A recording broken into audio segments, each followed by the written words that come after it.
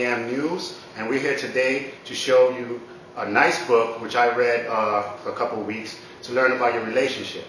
And the book here, so it's called WAFU, and a lot of people would say WAFA, but this is a nice book made by Charles Marley, who is my guest here today. So let's go to Charles right now, who's sitting in the studio. Welcome, Mr. Marley. Do you want me to call you by any other name, or? Call me Dr. B.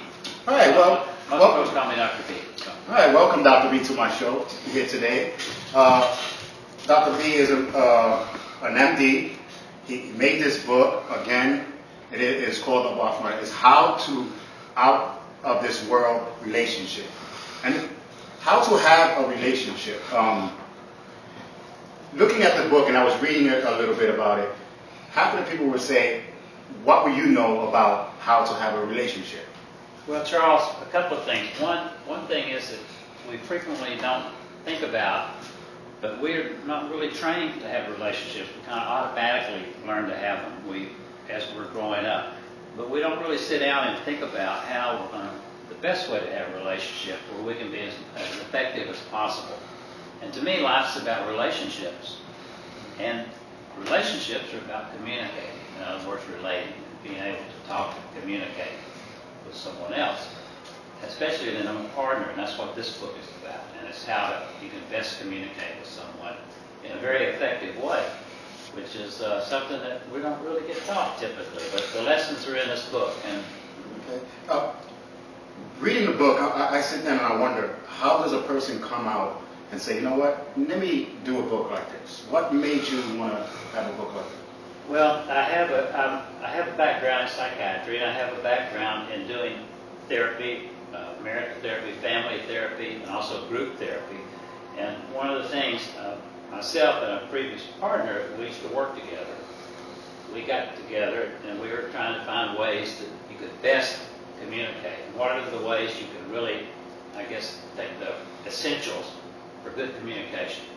And this is what we came up with in this book, essentially. And it's the basic fundamental principles, essentially, of cognitive behavioral therapy or rational emotive behavioral therapy. So it's tried and true principles that are well documented.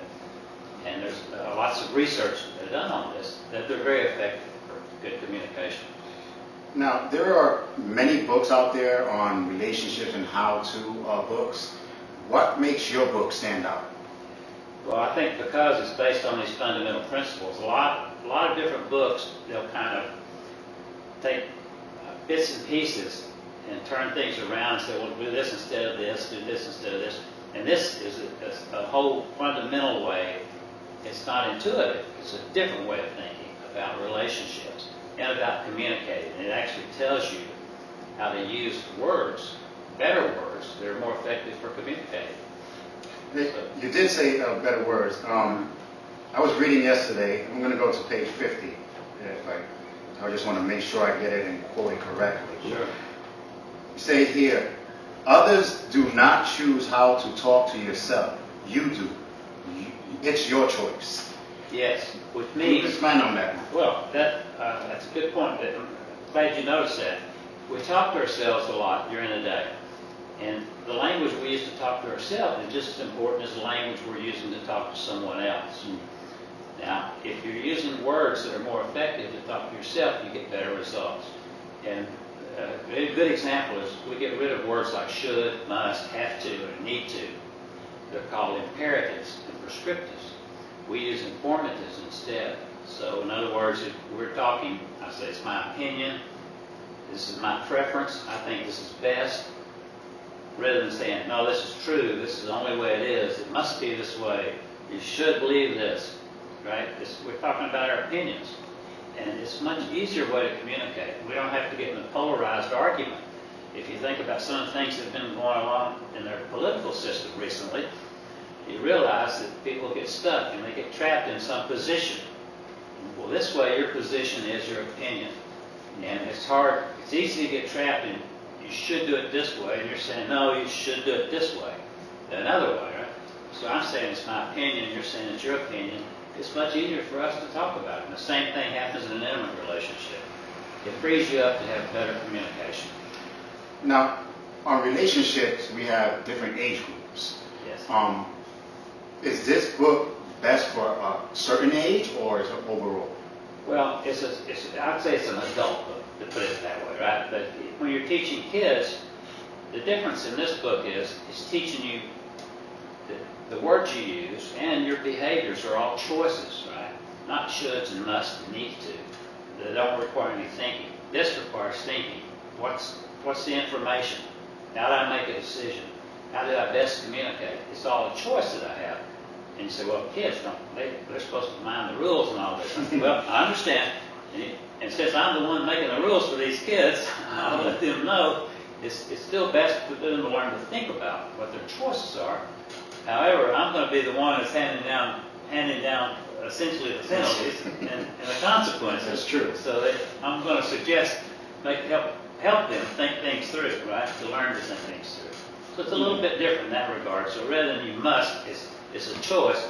But here's the best choice that's probably going to get you the best results.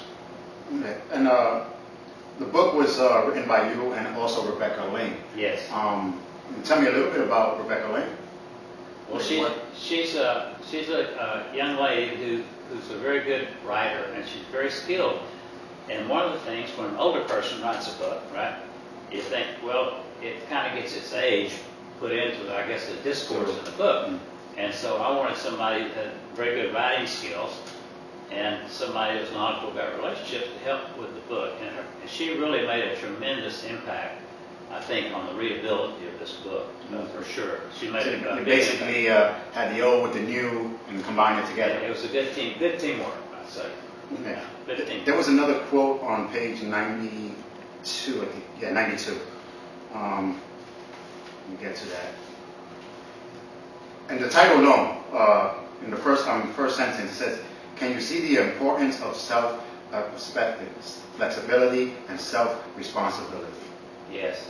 Explain on that, because as I read it, I had a different view, and then someone else would read it, they'll probably have a different view. Yes. And well, the thing when I just mentioned opinions and so forth instead of shoulds and musts are rigid, right? So you get flexibility with preferences. You're flexible. And you're still very opinionated, but it gives you some flexibility. Now, when it comes to responsibility, we say you're responsible for your thoughts, for your feelings, and for your behaviors. That means we're saying your thoughts influence your feelings, right? So you can't say, I made you feel bad, right? You can say that, but I'm going to say, now wait a minute. There's no strings here, right? I might have done something you didn't like, right? Now that's different. But why must you upset yourself about it? That's the big difference. So I'm taking responsibility for whether or not I upset myself. Now that's a little bit different way of looking at it. So you add that with the flexibility, then the only other thing is the first assumption we make is we're all flawed and fallible people. And that's kind of where the title comes from. We're all imperfect. We're going to take a quick break, quick commercial, and when we come back, we're going to talk to Charles a little bit more about and pick a little bit of brains about more about relationship. So come back. This is Charles Loma. This is LDM News.